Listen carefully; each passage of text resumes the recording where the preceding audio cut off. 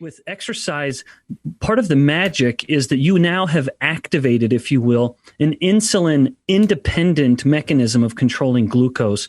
So the muscle that we have is responsible for consuming up to, if not more than 80% of all the glucose when we've eaten a meal.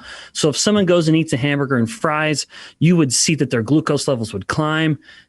And as the glucose starts to come back down, almost all of that drop in glucose in the blood is because the muscles have started pulling in that glucose. And insulin stimulates that glucose uptake in a typical setting of we're eating and we're just lounging around now after the meal.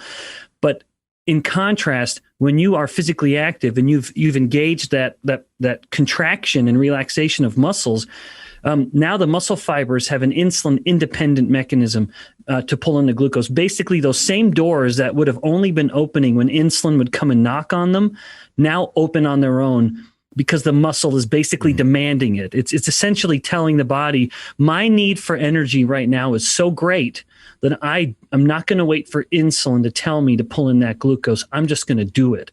But part of the So that's a benefit there. You are lowering your glucose, and that means insulin can come down.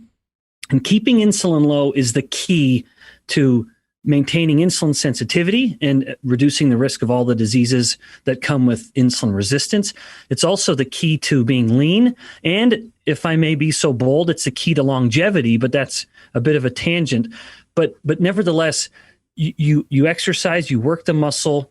Whatever it is, you're working that muscle, glucose will come down and insulin will come down. People that are insulin resistant would naturally have a higher level of insulin. Their kind of baseline insulin is a little higher.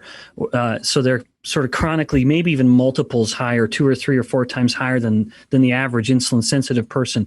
But that's kind of, at the moment, they're normal. And so if insulin comes down for them, their fasting insulin may be at 20, but an insulin-sensitive person's fasting insulin may be at 5.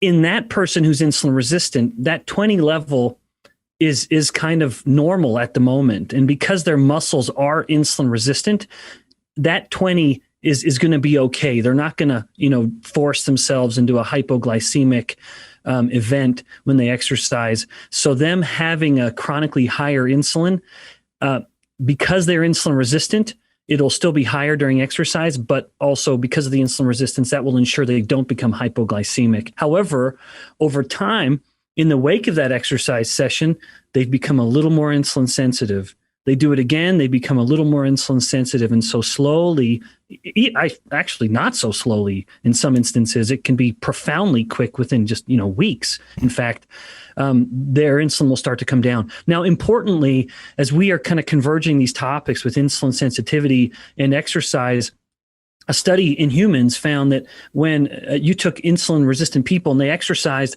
if they finished their exercise with a carbohydrate-rich insulin-spiking meal, they mitigated the insulin-sensitizing effects of the exercise session.